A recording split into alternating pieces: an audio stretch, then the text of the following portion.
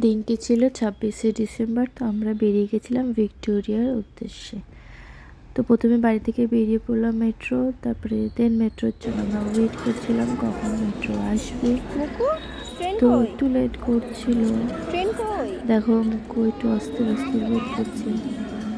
ও বলছে এক্ষুনি ট্রেন এসে যাবে। ট্রেন থেকে আমরা নেমে পড়লাম ভিক্টোরিয়া।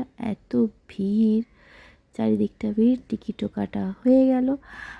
আর আমরা এখন এন্ট্রি করব। তো এন্ট্রির আগেও একটা বাবলস কিনে নিয়েছিল। চারিদিকটা এত ভিড়, কি বলবো। স্বাভাবিক, এই 2 মাস খুব ভিড়ই হয়। তো আমি, আমার বোন আর মুক্কু, এই 3জনে মিলে বেরিয়ে গেছিলাম ভিক্টোরিয়াতে। দুপুর দুপুর বেরিয়েছিলাম, বেশিক্ষণ থাকবো না, ঘন্টাখানিক থেকেই বেরিয়ে যাব। খাওয়া দাওয়া করেই এসেছি আমরা। দুপুরের লাঞ্চ সেরে হালকা একটু কিছু খেয়ে তারপরে ঘুরে ঘাড়ে বেরিয়ে যাব।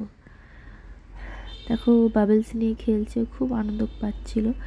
তারপরে এই সাইডটাই একটু ফাঁকা ছিল বলে আমরা এখান থেকে বসলাম। আর এই হলো ভিক্টোরিয়ার ভিউ, কত সুন্দর।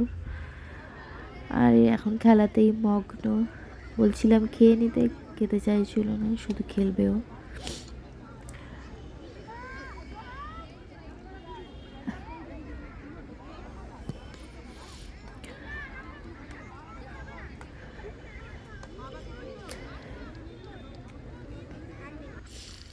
এবার খেতে বসলাম, খাওয়ার পালা। আমি ওর জন্য বিস্কিট নিয়ে এসেছিলাম বাড়ি থেকে, ওটাই মেখে দিচ্ছি। ও কিছুতেই খেতে চাইছিল না, ও শুধু শুধুই বিস্কিট খাবে, আমার বিস্কিটটা নিতে চাইলো না। তো খাওয়া দাওয়া সেরে একটু বসে, আর ওর দেখুন ওর স্টাইল আর শেষ হয় না।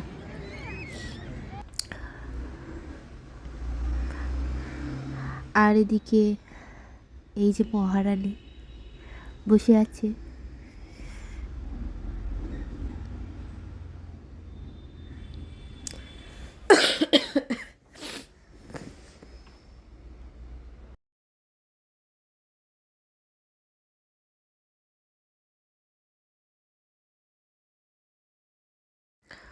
দেখো কাণ্ড কারখানা, দেখো পাথর নিয়ে খেলছে ছেলেটা। সন্ধে হয়ে গেল, এবার বাড়ি ফেরার পালা। তো আমরা বাড়ির উদ্দেশ্যে রওনা দিচ্ছি। তো এই জিনিসটা আমি এতবার এসেছি দেখিনি, দেখলাম। সন্ধে হয়ে গেছে, পাখিরাও কিছু কিছু করছে, আর আমরাও চললাম।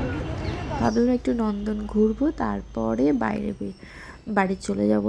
তো বাইরে বেরিয়ে এসছি, দেখো কেমন এখন থেকেই কুয়াশা পড়তে স্টার্ট করে দিয়েছে। বাইরেটাও এতটাই ভিড়। এখানে বাইরে বেরিয়ে কিছু আমরা খাওয়া দাওয়া করলাম। ওরও এখন খেলনা নেবে বলে জেদ করছে।